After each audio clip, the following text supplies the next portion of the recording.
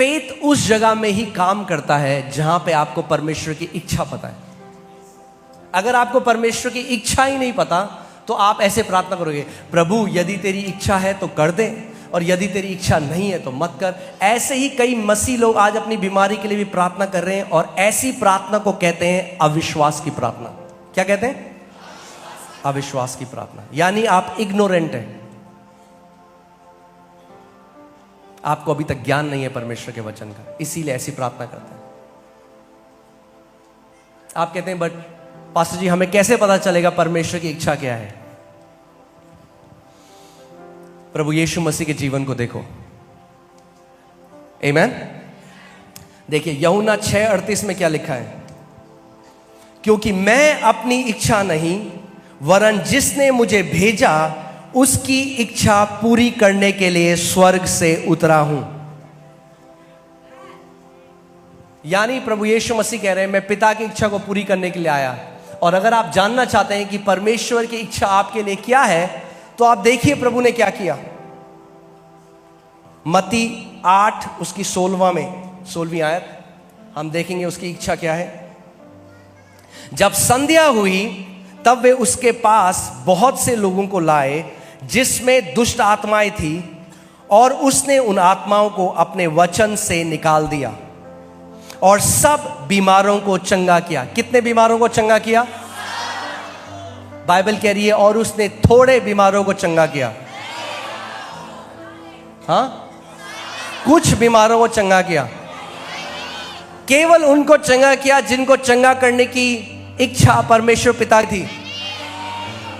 किसको चंगा किया? किसको चंगा किया? यानी परमेश्वर पिता की इच्छा है सबको चंगा करना। क्योंकि यीशु मसीह ने कहा, मैं अपनी इच्छा नहीं मगर परमेश्वर की इच्छा को पूरा करने के लिए आया हूं, और फिर उसने सबको चंगा किया। तो यह हमें बताता है परमेश्वर पिता की इच्छा क्या है। मेरे पीछे बोलो, मेरे परमेश्वर पिता की इच्छा मेरी चंगाई है, मेरा छुटकारा है, मेरा कल्याण है। ये परमेश्वर चाहता है आपके लिए। उसने बहुत बड़ी कीमत अदा करी आपके लिए। आप जानते हैं बाइबल बताती है, वो जो कोड़े प्रभु यीशु मसीह को पढ़ते थे वो आम कोड़े नहीं थे। उन कोड़ों के आगे रोमन टाइम में ऐसे हुक होते थे जो पूरे मांस को साथ में फाड़ ले जाते थे। हर बार जब उसने उस कोड़े को खाया तो उसने उसके शरीर को फाड़ दिया। उसका शरीर तोड़ा गया ताकि आपका और मेरा शरीर ना तोड़ा जाए। क्रूस को जब आप देखते हैं तो वो एक अलौकिक अदला बदली की जगह है। निश्चय उसने हमारे रोगों को सह लिया। क्यों सह लिया उसने हमारे रोगों को? कि ताकि उसके कोड़े खाने के द्वारा हम लोग चंगे हो जाएं।